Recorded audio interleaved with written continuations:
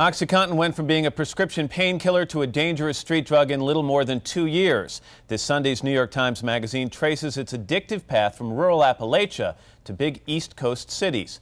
Paul Tuff is an editor for the Times Magazine. Paul, good morning. Good to have you here. Tell me a little bit about the drug in its proper usage. Why is it so popular among people with chronic pain? This drug was released in 1996, and it quickly became a very popular drug. Its sales last year were more than $1 billion. And the main reason is because of its time-release function. In the past, people with chronic pain needed to keep taking pills throughout the day.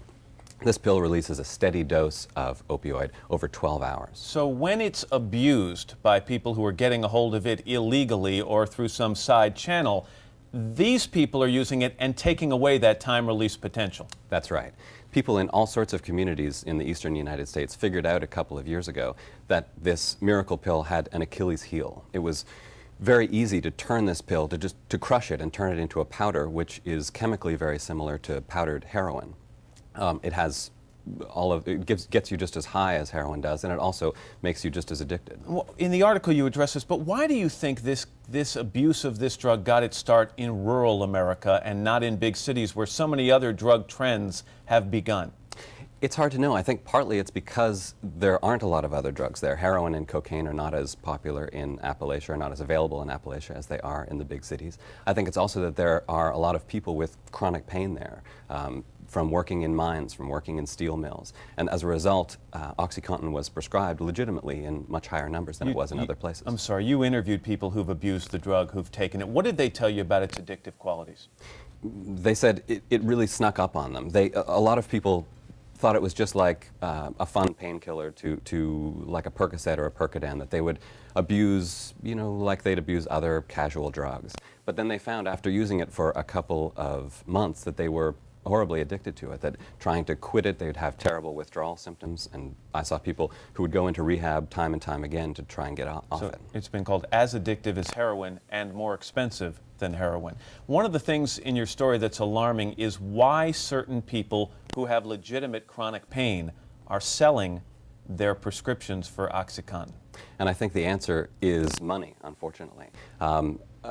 These are people in a lot of cases who are on public assistance, who don't have a lot of money, who have a lot of medical bills, and they suddenly find that they can sell this prescription that they're getting for as much as $2,000 a month. So they're going right to the dealers, selling their prescription for Oxycontin, and then trying to survive with lesser pain medications. Exactly. Even though some of these are cancer patients. Exactly, but the money's that important. Sometimes some of the people that I spoke to would have a prescription to Oxycontin and also to Vicodin. They'd sell the Oxycontin and make it through the month on Vicodin. So how is that aspect of this making it more difficult for law enforcement to crack down on this drug?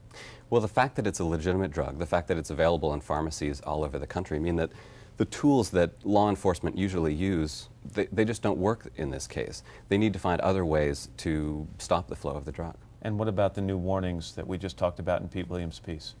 I think they're an important step, but I also think that it's going to be difficult to solve this problem. Now that there are a lot of people who are addicted to this drug, simply making it harder to get is not going to solve the problem entirely. And when we talk about a story like this on national television, are we going to do more harm than good?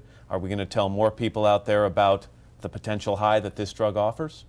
Well, the company, Purdue Pharma, that makes it has suggested that the media is helping to spread the problem. But doctors and patients that I spoke to said just the opposite, that they want the news out there. They want doctors to be aware of how this drug is abused and how patients are able to scam the drug from doctors. They want the word out. Paul Tuff. Paul, thanks very much for the information. Appreciate it. Thank you. It's 20 past the hour on a Thursday morning. This is Today on NBC.